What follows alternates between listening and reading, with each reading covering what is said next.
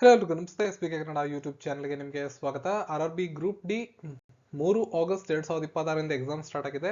ದಿನಾಂಕ 3 ಆಗಸ್ಟ್ 2026 ಮೊದಲನೇ ಶಿಫ್ಟ್, ಎರಡನೇ ಶಿಫ್ಟ್ ಅಲ್ಲಿ ಕೇಳಿರುವಂಥ ಕೆಲವೊಂದಿಷ್ಟು ಕ್ವಶನ್ಸ್ಗಳನ್ನು ನಾನು ಕಲೆಕ್ಟ್ ಮಾಡ್ತೀನಿ. ಅದ್ರ ಬಗ್ಗೆ ನಿಮಗೆ ಅಪ್ಡೇಟ್ ಅನ್ನ ಮಾಡ್ತೀನಿ. ವಿಡಿಯೋನ ಕೊನೆ ತನಕ ನೋಡಿ, ಹಾಗೂ ಈ ವಿಡಿಯೋನ ಲೈಕ್ ಮಾಡೋ ಜೊತೆಗೆ ಶೇರ್ ಮಾಡ್ಕೊಳ್ಳಿ. ಜೊತೆಗೆ ಈ ವಿಡಿಯೋದ ಡಿಸ್ಕ್ರಿಪ್ಷನ್ ಅಲ್ಲಿ ನಮ್ಮ RRB ಕನ್ನಡ ಸ್ಪೆಷಲ್ ಆಗಿ RRB ಎಕ್ಸಾಮ್ಸ್ ಗಳಿಗೆ ಇರ್ತಕ್ಕಂತಹ ಒಂದು ಯೂಟ್ಯೂಬ್ ಚಾನಲ್, ಅಲ್ಲಿ ಹೋಗಿ ನೀವು ಸಬ್ಸ್ಕ್ರೈಬ್ ಮಾಡ್ಕೊಳ್ಳಿ. ಮ್ಯಾಥಮೆಟಿಕ್ಸ್ ಕ್ವಶನ್ಸ್ ಏನಾದ್ರು ಬಂದ್ರೆ ನಿಮಗೆ ಆ ಚಾನಲ್ ನಲ್ಲಿ ಅಪ್ಡೇಟ್ ಅನ್ನ ಮಾಡ್ತೀನಿ. So general science, mathematics, reason ಮತ್ತು ಜನರಲ್ ಅವೇರ್ನೆಸ್ ಕಾನ್ಸೆಪ್ಟ್ ಮೊದಲನೇ ದಿನದ ಅಂತ್ಯಕ್ಕೆ ಹೇಳೋದಾದ್ರೆ ಕರೆಂಟ್ ಅಫೇರ್ಸ್ ಜಾಸ್ತಿ ಕೇಳಿದ್ದಾರೆ. General awareness, current affairs section ಅಲ್ಲಿ ಕರೆಂಟ್ ಅಫೇರ್ಸ್ ಸೆಕ್ಷನ್ ನ ಕ್ವಶನ್ ಸ್ವಲ್ಪ ಜಾಸ್ತಿ ಇದೆ. ರೀಸನಿಂಗ್ ಈಸಿ ಟು ಮಾಡರೇಟ್ ಇದೆ, 30ಕ್ಕೆ 30 ಕೂಡ ನೀವು ಮಾಡುವಂತ ಸಾಧ್ಯತೆಗಳು ಇರ್ತವೆ. ಮ್ಯಾಥಮೆಟಿಕ್ಸ್ 20 ಪ್ರಶ್ನೆಗಳನ್ನ ಪರಿಪೂರ್ಣವಾಗಿ ಆನ್ಸರ್ ಮಾಡುವಂತ ಸಾಧ್ಯತೆಗಳಿತ್ತು. 4ರಿಂದ 5 ಕ್ವಶನ್ಗಳು ಕ್ಯಾಲ್ಕುಲೇಟಿವ್ ಆಗಿದ್ವು. ಸೊ ಈಸಿ ಟು ಮಾಡರೇಟ್ ಅಂತ ಹೇಳ್ಬೋದು, ಅಥವಾ ಮಾಡರೇಟ್ ಮೊದಲನೇ ಶಿಫ್ಟ್ ಮಾತ್ರ ಮಾಡರೇಟ್ ಅಂತಾನೆ ಹೇಳ್ಬೋದು. ಸ್ವಲ್ಪ ಡಿಫಿಕಲ್ಟ್ ಇತ್ತು ಅಂತ ಹೇಳಲಾಗ್ತಾ ಇದೆ. ಇನ್ನು ಜನರಲ್ ಸೈನ್ಸ್ ಕ್ವಶನ್ಸ್ ಕೂಡ ಈಸಿ ಟು ಮಾಡರೇಟ್ ಲೆವೆಲ್ ಎಲ್ಲ ಇದೆ. ಇದು ಕೂಡ ಅಟೆಂಪ್ಟಬಲ್ ಇತ್ತು. ಸೊ ಸೈನ್ಸ್ ಕ್ವಶನ್ಗಳಿಗೆ ಮೊದಲನೇ ಶಿಫ್ಟ್ ಅಂತ್ಯಕ್ಕೆ ನಾವು ನೋಡೋದಾದ್ರೆ, ನಾನೀಗ ಇದನ್ನ ಅವರೇಜ್ ತಗೋಬೇಕಾಗತ್ತೆ. 3 ಶಿಫ್ಟ್ ಮೊದಲನೇ ಶಿಫ್ಟ್ ಸ್ವಲ್ಪ ಮಾಡರೇಟ್ ಇರೋದ್ರಿಂದ ಅದನ್ನೇ ಆಡ್ ಮಾಡಿದ್ದೀನಿ ಇಲ್ಲಿ. 18ರಿಂದ 20, ಮ್ಯಾಥಮೆಟಿಕ್ಸ್ 17ರಿಂದ 19, ಆಲ್ರೆಡಿ ಹೇಳದ್ನಲ್ಲ. 4ರಿಂದ 5 ಕ್ಯಾಲ್ಕುಲೇಟಿವ್ ಇದೆ. ಕ್ಯಾಲ್ಕುಲೇಟಿವ್ ಅಂದ್ರೆ ಟೈಮ್ ಕನ್ಸ್ಯೂಮಿಂಗ್, ಅದನ್ನ ನೀವು ಆ ಲೆಕ್ಕಗಳನ್ನ ಮಾಡ್ಬೋದು, ಸ್ವಲ್ಪ ಸಮಯ ತಗೊಳುತ್ತೆ. ಜಾಸ್ತಿ ಪ್ರಾಕ್ಟೀಸ್ ಮಾಡಿರ್ತಕ್ಕಂಥ ಅಭ್ಯರ್ಥಿಗಳು 25ಗೆ 25 ಅಟೆಂಡ್ ಮಾಡ್ಬೋದಾಗಿರುತ್ತೆ. ಇಲ್ಲಾಂದ್ರೆ ನಾರ್ಮಲಿ 17ರಿಂದ 19 ತನಕ ಅಟೆಂಡ್ ಮಾಡಿರ್ಬೋದು. ರೀಸನಿಂಗು 30ಕ್ಕೆ 30 ಮಾಡ್ಬೋದು, ಫಾಸ್ಟ್ ಇದ್ರೆ, ವೇಗವಾಗಿದ್ರೆ, ಎಲ್ಲ ಕಾನ್ಸೆಪ್ಟ್ಗಳು ಕ್ಲಾರಿಟಿ ಇದ್ರೆ. ಅಥವಾ ಮೊದಲನೇ ಶಿಫ್ಟ್ ಅಂತ್ಯಕ್ಕೆ ಹೇಳೋದಾದ್ರೆ 22 ಐಡಿಯಲ್ ಆಗಿ ಅಟೆಂಡ್ ಮಾಡಿರ್ತಕ್ಕಂಥದ್ದು. ಇನ್ನು ಜನರಲ್ ಅವೇರ್ನೆಸ್ ಮತ್ತು ಕರೆಂಟ್ ಅಫೇರ್ಸ್ ಅಲ್ಲಿ ಕರೆಂಟ್ ಅಫೇರ್ಸ್ ನ ಕ್ವಶನ್ಸ್ ಬರ್ತಾ ಇದೆ. ಕಳೆದ ವರ್ಷದ ಆಗಸ್ಟ್ ಇಂದ ಈ ವರ್ಷದ ಏಪ್ರಿಲ್ ಮೇ ತನಕನೂ ಕೂಡ ಮೊದಲನೇ ಶಿಫ್ಟ್ ಅಲ್ಲಿ ಕ್ವಶನ್ಸ್ ಕೇಳಿದ್ದಾರೆ. ಅದಾದ್ಮೇಲೆ ಜೂನ್ ಜುಲೈ ತನಕನೂ ಆಡ್ ಆಗ್ಬೋದು ಮುಂದಿನ ದಿನಗಳಲ್ಲಿ. ಕಾನ್ಸೆಪ್ಟ್ ನ ನೋಡ್ಕೊಂಡಿರ್ಬೇಕಾಗತ್ತೆ ನೀವು. ಸೊ ಅಂತ ಹೇಳಿ ಕರೆಂಟ್ ಅಫೇರ್ಸ್ ಕೇಳ್ತಿದ್ದಾರೆ ಅಂತ ಜನರಲ್ ಅವೇರ್ನೆಸ್ ಕೇಳಲ್ಲ ಅಂತಲ್ಲ, ಅದ್ರ ಮೇಲೂ ಕ್ವಶನ್ಸ್ ಇರ್ತವೆ. ಕೆಲವೊಂದು ಶಿಫ್ಟ್ ಗಳಲ್ಲಿ ಕರೆಂಟ್ ಅಫೇರ್ಸ್ ಜಾಸ್ತಿ ಇರ್ತವೆ, ಕೆಲವೊಂದು ಶಿಫ್ಟ್ ಗಳಲ್ಲಿ ಜನರಲ್ ಅವೇರ್ನೆಸ್ ನ ಕ್ವಶನ್ಸ್ ಇರ್ತವೆ. ಸೊ ಮೊದಲನೇ ದಿನದಲ್ಲಿ ಕರೆಂಟ್ ಅಫೇರ್ಸ್ ಗಳ ಕ್ವಶನ್ಸ್ ಗಳು ಸ್ವಲ್ಪ ಜಾಸ್ತಿ ಇದ್ವು. ಓವರ್ ಆಲ್ ಆಗಿ 77 ಕ್ವಶನ್ಸ್ ಗಳನ್ನ ಕೂಡ ಮ್ಯಾಕ್ಸಿಮಮ್ ಅಟೆಂಡ್ ಮಾಡಿರ್ತಾರೆ. 85+ ತನಕ ಹೋಗ್ಬೋದು. ಪ್ರಿಪರೇಷನ್ಸ್ ತುಂಬಾ ಚೆನ್ನಾಗಿದ್ರೆ 80+ ಕೂಡ ಮಾಡಬಹುದಾಗಿರುತ್ತೆ. ಇನ್ನು ಕೆಲವೊಂದಿಷ್ಟು ಸೈನ್ಸ್ ವಿಭಾಗದ ಕ್ವಶನ್ಸ್ ಸಿಕ್ಕಿವೆ. ಇಲ್ಲಿ ಕಾನ್ಸೆಪ್ಟ್ ಗಳ ನಾನು ಇಲ್ಲಿ ವರ್ಗೀಕರಣ ಮಾಡಿ ಹೇಳ್ತಾ ಇದ್ದೀನಿ. ಎಕ್ಸಾಕ್ಟ್ ಆಗಿ ಕ್ವಶನ್ಸ್ ಇದೇ ರೀತಿ ಅಂತ ಹೇಳಿದೆ ಅಂತ ಹೇಳಕ್ಕಾಗೋದಿಲ್ಲ. ಹಾಗಾಗಿ ಕಾನ್ಸೆಪ್ಟ್ ಗಳನ್ನ ನಿಮ್ಗೆ ಕೊಟ್ಟಿರ್ತೀನಿ, ನೀವು ನೋಡ್ಕೊಂಡಿರ್ಬೋದು. ವರ್ಕ್ ಅಂಡ್ ಪವರ್ ಮೇಲೆ ಮೊದಲನೇ ಶಿಫ್ಟ್ ಅಲ್ಲಿ ಕ್ವಶನ್ಸ್ ಇತ್ತು. ಫೋಟೋಸಿಂಥಸಿಸ್ ಮೇಲೆ ಇತ್ತು. Electric power P = V × I ಇದ್ರ ಮೇಲಿದೆ. ನ್ಯೂಟನ್ ನ ಸೆಕೆಂಡ್ ಲಾ F = ma. ನೋಡಿ, ಮುಂದೆ ಬರುವ ದಿನಗಳಲ್ಲಿ ನ್ಯೂಟನ್ ನ ಮೊದಲನೇ ಲಾದ ಅಪ್ಲಿಕೇಶನ್ಗಳು, ಎರಡನೇ ಲಾದ ಅಪ್ಲಿಕೇಶನ್ಗಳು, ಮೂರನೇ ಲಾದ ಅಪ್ಲಿಕೇಶನ್ಗಳ ಮೇಲೆ ಕ್ವಶನ್ಸ್ ಬರುವ ಸಾಧ್ಯತೆ ಇದೆ. RRB ಎಕ್ಸಾಮ್ಸ್ ಮುಗಿಯುವವರೆಗೂ ಈ ನ್ಯೂಟನ್ ನ ಲಾಗಳ ಮೇಲೆ, ಮೊದಲನೇ ಲಾ, ಎರಡನೇ ಲಾ ಮತ್ತು ಮೂರನೇ ಲಾಗಳ ಮೇಲೆ ಪ್ರಶ್ನೆಗಳು ಖಂಡಿತವಾಗ್ಲೂ ಬರ್ತಾ ಹೋಗ್ತವೆ. ನೆಕ್ಸ್ಟ್ ಡಿಸ್ಪ್ಲೇಸ್ಮೆಂಟ್ ಟೈಮ್ ಗ್ರಾಫ್ ಮೇಲೆ ಕ್ವಶನ್ಸ್ ಇದೆ. ಲೆನ್ಸ್ ಫಾರ್ಮುಲಾ ಮತ್ತು ಮ್ಯಾಗ್ನಿಫಿಕೇಶನ್ ಮೇಲೆ ಪ್ರಶ್ನೆಗಳನ್ನ ಕೇಳಿರ್ತಾರೆ. ಸ್ಪೀಡ್ ಆಫ್ ಸೌಂಡ್ ಮೇಲೆ ಪ್ರಶ್ನೆಗಳನ್ನ ಕೇಳಿರ್ತಾರೆ. ಕಂಟ್ರೋಲ್ ಅಂಡ್ ಕೋಆರ್ಡಿನೇಷನ್ ಇದ್ರ ಮೇಲೆ ಪ್ರಶ್ನೆಗಳು ಬಂದಿರ್ತವೆ. NaOH ಮತ್ತು HCl ನ ರಿಯಾಕ್ಷನ್ ಮಾಡಿದಾಗ ಪ್ರಾಡಕ್ಟ್ ಏನ್ ಬರುತ್ತೆ ಅಂತ ಕೇಳಿರ್ತಾರೆ. NaCl ಮತ್ತು H2O ಬರುತ್ತೆ.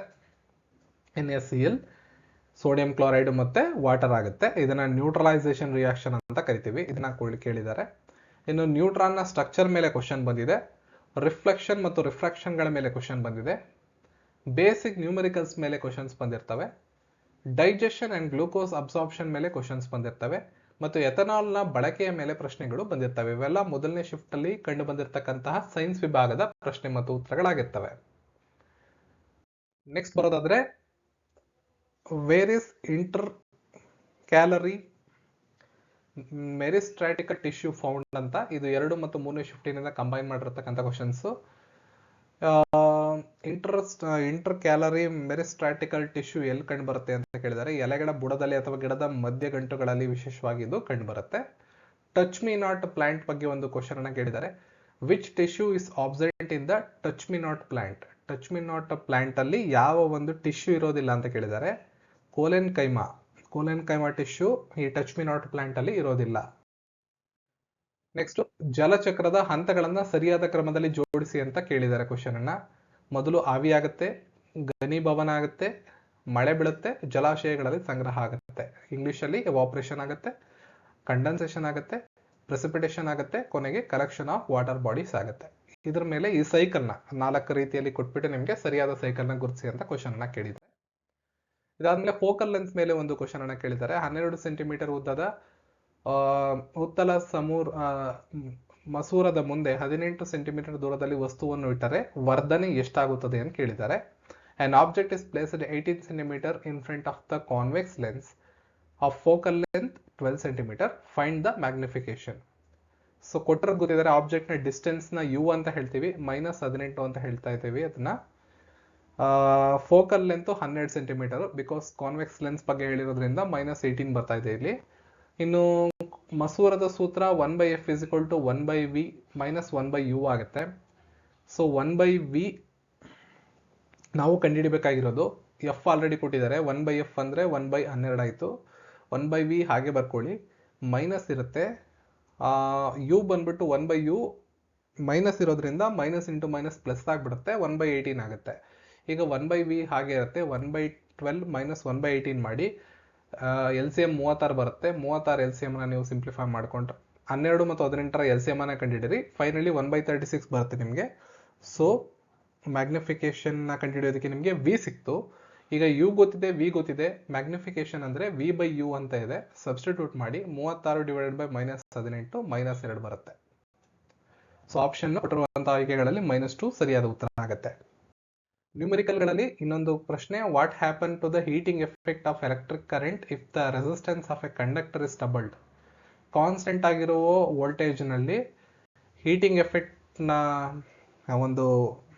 ಎಫೆಕ್ಟ್ ಆ ಎಲೆಕ್ಟ್ರಿಕ್ ಕರೆಂಟ್ ಅಲ್ಲಿ ಇದ್ದಂತ ಸಂದರ್ಭದಲ್ಲಿ ರೆಸಿಸ್ಟೆನ್ಸ್ ಏನಾಗುತ್ತೆ ಅಂತ ಕೇಳಿರ್ತಾರೆ. ಸೊ ಈ ಫಾರ್ಮುಲಾವನ್ನು ಅಪ್ಲೈ ಮಾಡಿ ಆನ್ಸರ್ ಅನ್ನ ಮಾಡಬೇಕಾಗುತ್ತೆ. ಉಷ್ಣ ಪರಿಣಾಮ ಅರ್ಧ ಆಗುತ್ತೆ, ಏನಾಗುತ್ತೆ, ಅರ್ಧ ಆಗುತ್ತೆ. ಇಲ್ಲಿ ನೋಡ್ಕೋಬಹುದು ಈ ಫಾರ್ಮುಲಾವನ್ನ. ಇಲ್ಲಿ ಈ ಫಾರ್ಮುಲಾ ಓರಿಯೆಂಟೆಡ್ ಆಗಿ ಎಕ್ಸಾಮ್ ಅಲ್ಲಿ ಕ್ವಶನ್ ಅನ್ನ ಕೇಳಿರ್ತಾರೆ. Next, a pregnant women visits a doctor. The embryo has developed into foetus in which trimester is the stage? ಗರ್ಭಿಣಿಯೊಬ್ಬಳಲ್ಲಿನ ಭ್ರೂಣವು ಫ್ಯೂಟಸ್ ಆಗಿ ಅಭಿವೃದ್ಧಿಯಾಗಿದೆ, ಇದು ಯಾವ ತ್ರೈಮಾಸಿಕದಲ್ಲಿ ಸಂಭವಿಸುತ್ತದೆ ಅಂತ. ತ್ರೈಮಾಸಿಕಗಳು ನಿಮಗೆ ಗೊತ್ತಿರ್ತದೆ, ಪ್ರೆಗ್ನೆಂಟ್ ಲೇಡೀಸ್ ಇರ್ತಾರಲ್ಲ, ಅವರು ಕನ್ಸೀವ್ ಆಗಿದ್ದಾರೆ ಅಂತ ಗೊತ್ತಾದ ಸಂದರ್ಭದಲ್ಲಿ ಫಸ್ಟ್ ಟ್ರೈಮಿಸ್ಟರ್ ಅಂತ ನಾವು ಅದನ್ನ ಕರಿತೀವಿ, ಮೊದಲನೇ ತ್ರೈಮಾಸಿಕ ಅಂತ ಅದನ್ನ ಕರಿತೀವಿ. What happen when ethanol is heated in presence of air? Ethanol ಅನ್ನ ಏರಲ್ಲಿ ಹೀಟ್ ಮಾಡಿದ್ರೆ ಕಾರ್ಬನ್ ಡೈಆಕ್ಸೈಡ್, ವಾಟರ್ ಮತ್ತೆ ಶಕ್ತಿ ಬಿಡುಗಡೆ ಆಗುತ್ತೆ, heat. Ethanol undergoes combustion and forms carbon dioxide and water. ಈ ಪ್ರೊಸೀಜರ್ ಅನ್ನ, ಈ ಮೆಥಡ್ ಅನ್ನ ಕಂಬಷನ್ ಅಂತ ಕೂಡ ಕರಿತೀವಿ. Next, an element has atomic number 17. ಒಂದು ಮೂಲ ಧಾತುವಿನ ಪರಮಾಣು ಸಂಖ್ಯೆ 17 ಆಗಿದೆ, ಅದರ ಎಲೆಕ್ಟ್ರಾನ್, ಪ್ರೋಟಾನ್ ಮತ್ತು ಸಂಯೋಜನೆಗಳು ಎಷ್ಟು ಅಂತ ಕೇಳಿರ್ತಾರೆ. 17 ಪರಮಾಣು ಸಂಖ್ಯೆ ಹೊಂದಿರತಕ್ಕಂತಹ ಎಲಿಮೆಂಟ್ ಯಾವುದು ಅಂತ ಹೇಳಿದ್ರೆ ಮೂಲ ಧಾತು ಕ್ಲೋರಿನ್ ಆಗಿರುತ್ತೆ. ಅಟಾಮಿಕ್ ನಂಬರ್ ಇದೆ, ಎಲೆಕ್ಟ್ರಾನ್ಗಳು ಕೂಡ 17 ಇರ್ತವೆ, ಪ್ರೋಟಾನ್ಗಳು ಕೂಡ 17 ಇರ್ತವೆ. ಎಲೆಕ್ಟ್ರಾನಿಕ್ ಕಾನ್ಫಿಗರೇಷನ್ ನೀವು ಇದನ್ನ ಬಿಡಿಸಿ ಬರೆದಾಗ C2H2 ಈ ತರ ಕಾನ್ಫಿಗರೇಷನ್ಸ್ ಅನ್ನ ಮಾಡಿದಾಗ ನಿಮಗೆ ಕಾರ್ಬನ್ಗೆ 2, ಹೈಡ್ರೋಜನ್ಗೆ 8 ಮತ್ತು 7 ಉಳ್ಕೊಳ್ತವೆ. 2, 8, 7 ಕಾನ್ಫಿಗರೇಷನ್ ಬರುತ್ತೆ ಇದು.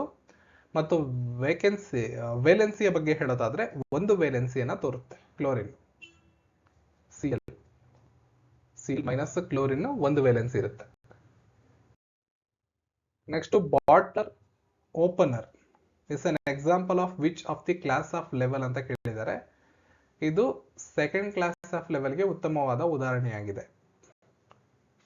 5 ಸಾಮಾಜಿಕ ವರ್ಗೀಕರಣದ ಪ್ರಕಾರ ದ್ವಿತೀಯ ಸಂಶ್ಲೇಷಣೆ ಮಾಡುವ ಪ್ರೋಕ್ಯಾರಿಯೋಟ್ ಏಕಕೋಶೀಯ ಜೀವಿ ಯಾವುದಕ್ಕೆ ಬರುತ್ತೆ ಅಂತ ಕೇಳಿದ್ದಾರೆ.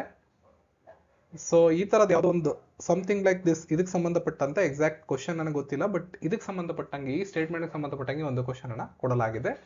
ನಾನಿಲ್ಲಿ ಬ್ರೂಗ್ಲೀನ್ ಆಲ್ಗೆ ಅಂತ ಕೊಟ್ಟಿದ್ದೀನಿ ಆನ್ಸರ್ನ. ಬೇರೆ ಆಪ್ಷನ್ ಅನ್ನ ಕೊಟ್ಟಿದ್ರೆ ಇಲ್ಲಿ ಅವರು which prokaryotic unicellular organism performs photosynthesis in 5 Kingdom classification. So ಇದೇ ಎಕ್ಸಾಕ್ಟ್ ಕ್ವಶನ್ ಇದು ಎಕ್ಸಾಮ್ ಅಲ್ಲಿ ಬಂದಿದೆ ಅಂತ ಹೇಳಕ್ಕಾಗೋದಿಲ್ಲ. ಈ ಸಮಥಿಂಗ್ ಇದಕ್ಕೆ ರಿಲೇಟೆಡ್ ಆಗಿ ಕ್ವಶನ್ ಕೇಳಿದ್ದಾರೆ, ಹಾಗಾಗಿ ಅದಕ್ಕೆ ಸಂಬಂಧಪಟ್ಟ ಆನ್ಸರ್ ಅನ್ನ ಇಲ್ಲಿ ಕೊಟ್ಟಿದ್ದೀನಿ. ನೆಕ್ಸ್ಟ್, ಕೆಳಗಿನವುಗಳಲ್ಲಿ ಯಾವುದು ನಾಟ್ ಸ್ಟ್ರಕ್ಚರ್ಡ್ ಹೈಡ್ರೋಕಾರ್ಬನ್ ಅಂತ ಅಂದ್ರೆ ಅನ್ಸ್ಯಾಚುರೇಟೆಡ್ ಹೈಡ್ರೋಕಾರ್ಬನ್ ಅಂತ ಹೇಳ್ತೀವಿ. ಅದಕ್ಕೆ ಅಲ್ಕೇನ್ ಸರಿಯಾದಂತ ಉತ್ತರ. ಅಲ್ಕೇನ್, ಅಲ್ಕೈನ್ ಅಂತ 3 ಹೇಳ್ತೀವಲ್ಲ, ಅದರಲ್ಲಿ ಅನ್ಸ್ಯಾಚುರೇಟೆಡ್ ಹೈಡ್ರೋಕಾರ್ಬನ್ ಯಾವುದು ಅಂತ ಹೇಳಿದ್ರೆ ಅಲ್ಕೇನ್ ಆಗಿರುತ್ತೆ. ಇದ್ರ ಮೇಲೆ ಕ್ವಶನ್ ಅನ್ನ ಕೇಳಿದ್ದಾರೆ. In a velocity time graph what does the area under the graph represent ಅಂತ ಕೇಳಿದ್ದಾರೆ. ಡಿಸ್ಪ್ಲೇಸ್ಮೆಂಟ್ ಅಂತ ಹೇಳ್ತೀವಿ, ಸ್ಥಾನಪಲ್ಲಟ ಅಂತ ಕನ್ನಡದಲ್ಲಿ ಕರೀತಾರೆ, ಅಥವಾ ಸ್ಥಳಾಂತರ ಅಂತ ಕೂಡ ಹೇಳ್ಬೋದು. ಸ್ಥಾನಪಲ್ಲಟ, ಸ್ಥಳಾಂತರ, ಡಿಸ್ಪ್ಲೇಸ್ಮೆಂಟ್ ಅಂತ ಹೇಳ್ತೀವಿ. Okay, next, the device that uses ultrasonic waves to measure distance, direction and speed of underwater objects. ನೀರಿನೊಳಗಿನ ವಸ್ತುಗಳ ದೂರ, ದಿಕ್ಕು, ವೇಗವನ್ನು ಅಳೆಯೋದಕ್ಕೆ ಅಲ್ಟ್ರಾಸಾನಿಕ್ ತರಂಗಗಳನ್ನು ಬಳಸುವಂತಹ ಸಾಧನ ಯಾವುದು ಅಂತ ಕೇಳಿದ್ದಾರೆ. ಅದನ್ನ ಸೋನಾರ್ ಅಂತ ಕರೀತಾರೆ. ಸೋನಾರ್ ಅಂದ್ರೆ ಸೌಂಡ್ ನ್ಯಾವಿಗೇಷನ್ ಅಂಡ್ ರೇಂಜಿಂಗ್ ಅಂತ ಅರ್ಥ. ನೆಕ್ಸ್ಟ್, ನ್ಯೂಟನ್ ನ ಸೆಕೆಂಡ್ ಲಾ ಮೇಲೆ ಕ್ವಶನ್ ಅನ್ನ ಕೇಳಿದ್ದಾರೆ. ನ್ಯೂಟನ್ ನ ಸೆಕೆಂಡ್ ಲಾ F = ma ಆಗಿರ್ತದೆ. ನ್ಯೂಟನ್ನ ದ್ವಿತೀಯ ನಿಯಮದ ಪ್ರಕಾರ ಬಲ ಸ್ಥಿರವಾಗಿದ್ದು ದ್ರವ್ಯರಾಶಿ ಅರ್ಧವಾದರೆ ವೇಗವರ್ಧನೆ ಏನಾಗುತ್ತದೆ ಅಂತ ಕ್ವಶನ್ ಕೇಳಿರ್ತಾರೆ. ಆಕ್ಸಲರೇಷನ್ ಡಬಲ್ ಆಗುತ್ತೆ, ವೇಗವರ್ಧನೆ 2 ಪಟ್ಟಾಗುತ್ತೆ. ಬಲ ಸ್ಥಿರವಾಗಿದ್ದು ದ್ರವ್ಯರಾಶಿ ಅರ್ಧವಾದರೆ ವೇಗವರ್ಧನೆ 2 ಪಟ್ಟಾಗುತ್ತೆ.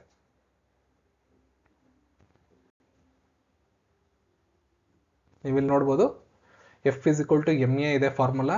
ಅದರಲ್ಲಿ a ಸೈಡ್ ಬರ್ಕೊಂಡಿದ್ದಾರೆ. a ಅಂದ್ರೆ ಆಕ್ಸಲರೇಷನ್, F ಹಂಗೆ ಇದೆ, m/m ಆಗುತ್ತೆ. ಇಲ್ಲಿ ಬಲ, ಫೋರ್ಸ್ ಅನ್ನೋದು ಸ್ಥಿರವಾಗಿರುತ್ತೆ, ಕಾನ್ಸ್ಟೆಂಟ್ ಆಗಿರುತ್ತೆ, ಏನು ಬದಲಾಗೋದಿಲ್ಲ. ದ್ರವ್ಯರಾಶಿ ಅರ್ಧ, ದ್ರವ್ಯರಾಶಿ ಈಗ F ಹಂಗೆ ಇದೆ. F/m ಅನ್ನ ನಾವು F × 1/m ಅಂತ ಬರಿಬೋದು. F ಹಾಗೆ ಇರುತ್ತೆ, F ಕಾನ್ಸ್ಟೆಂಟ್, ಏನು ಬದಲಾವಣೆ ಆಗೋದಿಲ್ಲ. 1/m ಅಂದ್ರೆ ನಾವು ಅರ್ಧ ಅನ್ಕೊಳ್ಳೋಣ, m ನ ಹಾಫ್ ಅನ್ಕೊಳ್ಳೋಣ, ರೆಸಿಪ್ರೋಕಲ್ ಇರೋದ್ರಿಂದ. ಆಗ ವೇಗವರ್ಧನೆ ಏನಾಗುತ್ತೆ, ಆಕ್ಸಲರೇಷನ್ ಏನಾಗುತ್ತೆ ಅಂತ ಹೇಳಿದ್ರೆ ಡಬಲ್ ಆಗುತ್ತೆ. ಪೊಟೆನ್ಷಿಯಲ್ ಡಿಫರೆನ್ಸ್ ಮೇಲೆ ಒಂದು ಕ್ವಶನ್ ಅನ್ನ ಕೇಳಿದ್ದಾರೆ ಇದೇ ರೀತಿ. A potential difference of 1 volt is applied across a resistor. If the resistance is reduced to off, what happens to the current ಅಂತ ಕೇಳಿದ್ದಾರೆ. ಸೊ I = V/R ಅನ್ನೋ ಸೂತ್ರವನ್ನ ಬಳಸಬೇಕು. ಬಳಸಿದ್ರೆ ಗೊತ್ತಾಗುತ್ತೆ ನಿಮಗೆ. ಪೊಟೆನ್ಷಿಯಲ್ ಡಿಫರೆನ್ಸ್ ಅಂತ ಹೇಳ್ತೀವಿ, V ಅಂತ ಹೇಳ್ತೀವಿ. ರೆಸಿಸ್ಟೆನ್ಸ್ ಅಲ್ಲಿ ಒಂದು 1 ವೋಲ್ಟ್ ಪೊಟೆನ್ಷಿಯಲ್ ಡಿಫರೆನ್ಸ್ ನ ಅಪ್ಲೈ ಮಾಡಿದೀವಿ. If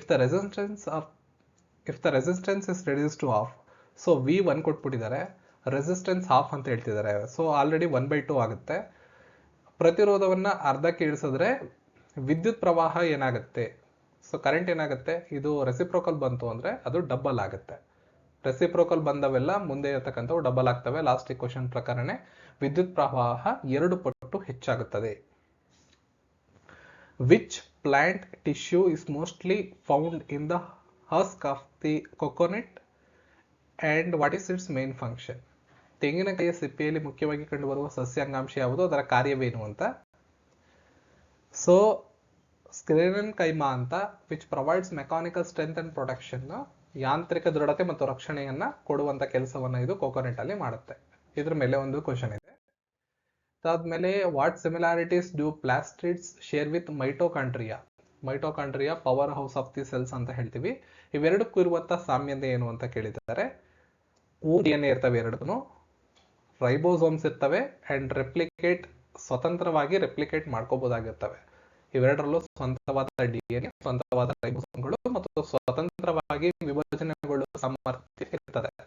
ಇದರಲ್ಲಿ ಆಪ್ಷನ್ ಯಾವ್ದು ಕೊಟ್ಟಿರ್ತಾರೋ ಅದು ಸರಿಯಾದ ಉತ್ತರ ಆಗಿರುತ್ತೆ. ಸಮಯ, ದೇಹದ ಮತ್ತು ಮುಂತಾದವುಗಳು ಮೆದುಳಿನ ಯಾವ ಭಾಗದಲ್ಲಿ ಮೋಟಾರ್ ಲರ್ನಿಂಗ್, ಮೂವ್ಮೆಂಟ್ ಕೋಆರ್ಡಿನೇಷನ್ ಇವನ್ನೆಲ್ಲ ಮಾಡೋದು ಸೆರೆಬ್ರಮ್ ಆಗಿರುತ್ತೆ.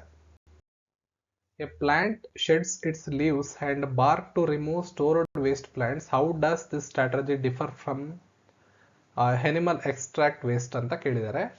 ಸಸ್ಯಗಳು ಎಲೆಗಳು ಮತ್ತು ತೊಗಟೆಗಳನ್ನು ಉದುರಿಸಿ ತ್ಯಾಜ್ಯಗಳನ್ನು ಹೊರ ಹಾಕುತ್ತವೆ. ಇದು ಪ್ರಾಣಿಗಳ ವಿಸರ್ಜನೆಗಿಂತ ಹೇಗೆ ಭಿನ್ನವಾಗಿದೆ ಅಂತ ಕೇಳಿದ್ದಾರೆ. ಸಸ್ಯಗಳು ಎಲೆ, ತೊಗಟೆ ಮತ್ತು ಹಳೆಯ ಅಂಗಾಂಶಗಳಲ್ಲಿ ತ್ಯಾಜ್ಯಗಳನ್ನು ಸಂಗ್ರಹಿಸಿ ಅವುಗಳನ್ನು ಉದುರಿಸುವ ಮೂಲಕ ಹೊರಹಾಕ್ತವೆ. ಪ್ರಾಣಿಗಳು ಮೂತ್ರಪಿಂಡ, ಶ್ವಾಸಕೋಶ, ಚರ್ಮ ಮುಂತಾದ ವಿಶೇಷ ವಿಸರ್ಜನಾ ಅಂಗಗಳ ಮೂಲಕ ತ್ಯಾಜ್ಯವನ್ನ ಹೊರ ಹಾಕ್ತವೆ. ಇದು ಕಾನ್ಸೆಪ್ಟ್. ಇಲ್ಲಿ ಅವರು ಯಾವುದೋ ಒಂದು ವೇರಿಯೇಷನ್ ಮಾಡಿ ಇಲ್ಲಿ ಕೊಟ್ಟಿರುವಂತ ಯಾವುದೋ ಒಂದು ಆಪ್ಷನ್ ಅನ್ನ ಎಕ್ಸಾಮ್ ಆಪ್ಷನ್ಸ್ ಗಳಲ್ಲಿ ಕೊಟ್ಟು ಪ್ರಶ್ನೆಗಳನ್ನ ಕೇಳಿರ್ತಾರೆ. ಇದಿಷ್ಟು ನನಗೆ ಮೊದಲನೇ ದಿನಾಂಕದಂದು ಸಿಕ್ಕಿರುವಂತಹ RRB ಗ್ರೂಪ್ ಡಿ ಎಕ್ಸಾಮ್ ನ science question and answers. And recent ಆಗಿ ನನಗೆ ಜಿ ಕೆ ಕ್ವಶನ್ಸ್ಗಳ ಅವೈಲಬಿಲಿಟಿ ಇಲ್ಲ ಅಂತಲ್ಲ. ಜಿ ಕೆ ಕ್ವಶನ್ಸ್ಗಳು ಅಂತ ಬಂದಾಗ ಪಾರ್ಲಿಮೆಂಟ್ ಇರ್ಬೋದು, ಪ್ರೈಮ್ ಮಿನಿಸ್ಟರ್ಗಳ ಬಗ್ಗೆ ಹೆಚ್ಚು ಪ್ರಶ್ನೆಗಳನ್ನ ಕೇಳಿದ್ದಾರೆ. ನಮ್ಮ ದೇಶದ ಪ್ರೈಮ್ ಮಿನಿಸ್ಟರ್ ರೀಸೆಂಟ್ ವಿಸಿಟ್ಸ್ಗಳ ಬಗ್ಗೆ ನೋಡ್ಕೊಂಡಿರಿ. ಇತ್ತೀಚೆಗೆ ನಡೆದಿರುವಂತಹ ಕಳೆದ 8 ತಿಂಗಳುಗಳಲ್ಲಿ ನಡೆದಿರುವಂತಹ ಪ್ರಮುಖವಾದ ದಿನಾಂಕಗಳು, ಅವುಗಳ ಮತ್ತು ಅದರ ಧ್ಯೇಯ ವಾಕ್ಯವನ್ನು ನೋಡ್ಕೊಂಡಿರಿ. ವಿಶ್ವಸಂಸ್ಥೆ ರೆಕಗ್ನೈಸ್ ಮಾಡಿರ್ತಕ್ಕಂತಹ ವಿಷಯಗಳಿಗೆ ಸಂಬಂಧಪಟ್ಟಂಗೆ ನೋಡ್ಕೊಂಡಿರಿ. ಯುಎನ್ಸ್ ರಿಲೇಟೆಡ್ ಏನೇ ಇದ್ರು ನೋಡ್ಕೊಂಡಿರಿ. ಅಂತಾರಾಷ್ಟ್ರೀಯ ಸಮ್ಮೇಳನಗಳು ಏನ್ ನಡೆದಿರ್ತವೆ, G20 ಇರ್ಬೋದು, G7 ಇರ್ಬೋದು, ಅವುಗಳನ್ನ ನೋಡ್ಕೊಂಡಿರಿ. ಸ್ಪೋರ್ಟ್ಸ್ ವಿಚಾರಕ್ಕೆ ಬಂದ್ರೆ ರೀಸೆಂಟ್ ಆಗಿ ಆಗಿರ್ತಕ್ಕಂಥ ಸ್ಪೋರ್ಟ್ಸ್ಗಳು ಅಂತ ಬಂದ್ರೆ ಕ್ರಿಕೆಟ್ ಇರ್ಬೋದು, ಟೆನ್ನಿಸ್ ಇರ್ಬೋದು. ಕ್ರಿಕೆಟ್ ಅಲ್ಲಿ ವರ್ಲ್ಡ್ ಕಪ್ಸ್ ಎಲ್ಲ ನಡೆದಿರ್ತವೆ, Under-19, Under-18, ಮತ್ತೆ men's world cup, women's world cup, IPL ಇರ್ಬೋದು. ಇದ್ರ ಮೇಲೆ ಕ್ವಶನ್ಸ್ಗಳು ಬರೋ ಸಾಧ್ಯತೆಗಳಿರ್ತವೆ. ಹಾಗೂ ಇನ್ನುಳಿದಂತೆ ನೋಡಿದ್ರೆ ಟೆನ್ನಿಸ್ ನಲ್ಲಿ 4 ಗ್ರ್ಯಾಂಡ್ ಸ್ಲಾಮ್ಗಳು ವರ್ಷದಲ್ಲೇ ನಡೀತವೆ. ಅದನ್ನ ಬಿಟ್ಟು ATP ನಡೀತವೆ. ಇವುಗಳ ಮೇಲೆ ಕ್ವಶನ್ಸ್ ಬರ್ತವೆ. ಸಾಮಾನ್ಯವಾಗಿ ಗ್ರ್ಯಾಂಡ್ ಸ್ಲಾಮ್ಗಳ ಮೇಲೆ ಕ್ವಶನ್ಸ್ ಅನ್ನ ಕೇಳ್ತಾರೆ. ಇದನ್ನ ಬಿಟ್ಟು ನಮ್ಮ ಬ್ಯಾಡ್ಮಿಂಟನ್ ಕ್ರೀಡೆಗೆ ಸಂಬಂಧಪಟ್ಟಂಗೆ, ಫುಟ್ಬಾಲ್ಗೆ ಸಂಬಂಧಪಟ್ಟಂಗೆ ಇತ್ತೀಚೆಗೆ FIFA ವರ್ಲ್ಡ್ ಕಪ್ ಮುಗಿದಿದೆ, ಅದರ ಮೇಲೆ ಕ್ವಶನ್ಸ್ ಗಳನ್ನ ಕೇಳೋ ಸಾಧ್ಯತೆಗಳಿರ್ತವೆ. ಅದಾದ್ಮೇಲೆ ಕಾಮನ್ವೆಲ್ತ್ ಗೇಮ್ಸ್ ಮೇಲೂ ಕೂಡ ಕ್ವಶನ್ಸ್ ಗಳನ್ನ ಕೇಳೋ ಸಾಧ್ಯತೆಗಳು ಇರ್ತವೆ. ಇದನ್ನ ಹೊರತುಪಡಿಸಿ ನೀವು ರಾಜ್ಯಗಳು, ರಾಜಧಾನಿಗಳು ಅವುಗಳನ್ನು ನೋಡ್ಕೋಬೇಕು. ಯಾವ್ಯಾವ ರಾಜ್ಯಗಳಲ್ಲಿ ಯಾರ್ಯಾರು ಮುಖ್ಯಮಂತ್ರಿಗಳಿದ್ದಾರೆ, ಸರ್ಕಾರಗಳು ಯಾವ್ಯಾವ್ದಿದೆ, ಮತ್ತು ಆಯಾ ರಾಜ್ಯಗಳ ಬಗ್ಗೆ ಸ್ಟಡಿ ಮಾಡಬೇಕಾದ್ರೆ ಆ ರಾಜ್ಯದಲ್ಲಿರುವಂತಹ ಅಭಯಾರಣ್ಯಗಳು ಯಾವುದು, ಸಸ್ಯವರ್ಗಗಳು ಯಾವುದು, ಮತ್ತು ಡ್ಯಾಮ್ಗಳಿದ್ರೆ ಡ್ಯಾಮ್ಗಳು, ನದಿಗಳಿದ್ರೆ ನದಿಗಳು, ಯಾವ ನದಿಗೆ ಯಾವ ಡ್ಯಾಮ್ ಕಟ್ಟಿದ್ದಾರೆ, ಅದರ ಅನುಕೂಲವನ್ನ ಯಾವ ರಾಜ್ಯಗಳು ಪಡ್ಕೋತಾ ಇದ್ದಾವೆ. ಜೊತೆಗೆ ನಮ್ಮ ದೇಶದಲ್ಲಿ ಪೂರ್ವ, ಪಶ್ಚಿಮ, ಉತ್ತರ, ದಕ್ಷಿಣ ಅಂತ ಬಂದಾಗ ನಾವು ಈಶಾನ್ಯ ರಾಜ್ಯಗಳು ಅಂತ ಬಂದಾಗೆಲ್ಲ ಬಾರ್ಡರ್ನ ಶೇರ್ ಮಾಡ್ಕೋತವೆ. ಇಂಟರ್ನ್ಯಾಷನಲ್ ಬಾರ್ಡರ್ಸ್ ಅಂತ ಹೇಳ್ತೀವಲ್ಲ, ಯಾವ್ಯಾವ ರಾಜ್ಯಗಳು ಯಾವ್ಯಾವ ಬಾರ್ಡರ್ಗಳನ್ನ ಶೇರ್ ಮಾಡ್ಕೋತವೆ ಅಂತ ವಿಚಾರಗಳು ನಿಮಗೆ ಗೊತ್ತಿರಬೇಕಾಗುತ್ತೆ. ಜೊತೆಗೆ ರಾಜಧಾನಿಗಳ ಬಗ್ಗೆ ಹೆಚ್ಚಿನ ಮಾಹಿತಿ ಇರಬೇಕಾಗುತ್ತೆ. ಈಶಾನ್ಯ ಭಾರತದ ರಾಜ್ಯಗಳ ಬಗ್ಗೆ ಹೆಚ್ಚು ಗಮನ ಕೊಡಿ. ಅಲ್ಲಿ ಬಳಸುವಂತ ಭಾಷೆ ಯಾವುದು, ಯಾವ್ಯಾವ ರಾಜ್ಯಗಳು ಯಾವ ಭಾಷೆಯನ್ನು ಬಳಸ್ತವೆ, ಯಾವ್ಯಾವ ಬುಡಕಟ್ಟು ಜನಾಂಗಗಳು ಯಾವ್ಯಾವ ರಾಜ್ಯದಲ್ಲಿ ಬರ್ತವೆ, ಇವುಗಳನ್ನ ನೋಡ್ಕೊಂಡಿರಿ. ಇದನ್ನ ಓದ್ಬೇಕಾದಂತ ಸಂದರ್ಭದಲ್ಲಿ ಕಾನ್ಸ್ಟಿಟ್ಯೂಷನ್ ಆಡ್ ಮಾಡ್ಕೊಂಡು ಓದ್ಕೊಳ್ಳಿ. ಅದ್ರ ಮೇಲೂ ಕೂಡ ಕ್ವಶನ್ಸ್ಗಳು ಬರ್ತಾ ಹೋಗ್ತವೆ 100% ಮುಂದೆ ಬರುವಂತ ಎಲ್ಲಾ ದಿನಗಳಲ್ಲಿ. ಇನ್ನು ರೀಸೆಂಟ್ ಆಗಿ ನಡೆದಿರುವಂತಹ ಡೆವಲಪ್ಮೆಂಟ್ಸ್ಗಳ ಬಗ್ಗೆ, ಯಾವುದೇ ಪೊಲಿಟಿಕಲ್ ಪಾರ್ಟಿಗಳ ರೈಸ್ ಇರ್ಬೋದು. ಉದಾಹರಣೆಗೆ TVK ಪಾರ್ಟಿಯ ಮೇಲೆ ಮೊದಲನೇ ಶಿಫ್ಟ್ ಅಲ್ಲಿ ಕ್ವಶನ್ ಅನ್ನ ಕೇಳಿದ್ದಾರೆ. TVK ಪಾರ್ಟಿಯ ಸಂಸ್ಥಾಪಕರು ಯಾರು ಅಂತ ಕ್ವಶನ್ ಕೇಳಿದ್ದಾರೆ. ತಮಿಳುನಾಡಲ್ಲಿ ಇತ್ತೀಚೆಗೆ TVK ಪಾರ್ಟಿ ಸರ್ಕಾರವನ್ನ ರಚನೆ ಮಾಡಿತ್ತು. ವಿಜಯ್ ಅವರು ಅಲ್ಲಿಯ ಮುಖ್ಯಮಂತ್ರಿಗಳಾಗಿಯೇ ಕೆಲಸ ಮಾಡ್ತಿದ್ರಲ್ಲ, ಈ ತರ ಕ್ವಶನ್ಸ್ ಗಳನ್ನ ಕೇಳ್ತಾರೆ. ರೀಸೆಂಟ್ ಆಗಿ ಎಲೆಕ್ಷನ್ಸ್ ಎಲ್ಲ ಆಗಿದೆ, ಅದ್ರ ಮೇಲೆ ಕ್ವಶನ್ಸ್ ಗಳನ್ನ ಕೇಳೋ ಸಾಧ್ಯತೆಗಳು ಇರ್ತವೆ. ಸೊ ಕರೆಂಟ್ ಅಫೇರ್ಸ್ ಅನ್ನೋದು ವ್ಯಾಸ್ಟ್ ಸಬ್ಜೆಕ್ಟ್ ಆಗಿರೋದ್ರಿಂದ ಯಾವ್ದ್ರ ಮೇಲಾದ್ರೂ ಕ್ವಶನ್ಸ್ ಗಳನ್ನ ಕೇಳ್ಬೋದು. ಸಾಧ್ಯವಾದಷ್ಟು ಕ್ವಶನ್ಸ್ ಅಂಡ್ ಕಳೆದ ಕನಿಷ್ಠ 10 ರಿಂದ 12 ತಿಂಗಳ ಕರೆಂಟ್ ಅಫೇರ್ಸ್ ಅನ್ನ ಕವರ್ ಮಾಡ್ಕೊಂಡು ಎಕ್ಸಾಮ್ಸ್ಗೆ ಹೋಗೋದಕ್ಕೆ ಟ್ರೈ ಮಾಡಿ ಅಂತ ಹೇಳ್ತಾ ಇದ್ದೀನಿ. ಇನ್ನು ಎಕ್ಸಾಕ್ಟ್ ಕ್ವಶನ್ಸ್ ನನಗೆ ನೋಡಿ ಸಿಕ್ಕಿದ್ರೆ ಅದ್ರ ಮೇಲೆ ನಾನು ಮುಂದಿನ ದಿನಗಳಲ್ಲಿ ಮೆನ್ಷನ್ ಮಾಡಿ ಯಾವ ಶಿಫ್ಟ್ ಅಲ್ಲಿ ಕ್ವಶನ್ ಬಂದಿತ್ತು ಅಂತ ನಿಮಗೆ ತಿಳಿಸ್ತಾ ಹೋಗ್ತೀನಿ. ಈ ವಿಡಿಯೋನ ಲೈಕ್ ಮಾಡಿ, ಶೇರ್ ಮಾಡಿ, ಚಾನಲ್ ಸಬ್ಸ್ಕ್ರೈಬ್ ಮಾಡಿ. ಸಿಗೋಣ ಮತ್ತೊಂದು ವಿಡಿಯೋದಲ್ಲಿ. ಧನ್ಯವಾದಗಳು.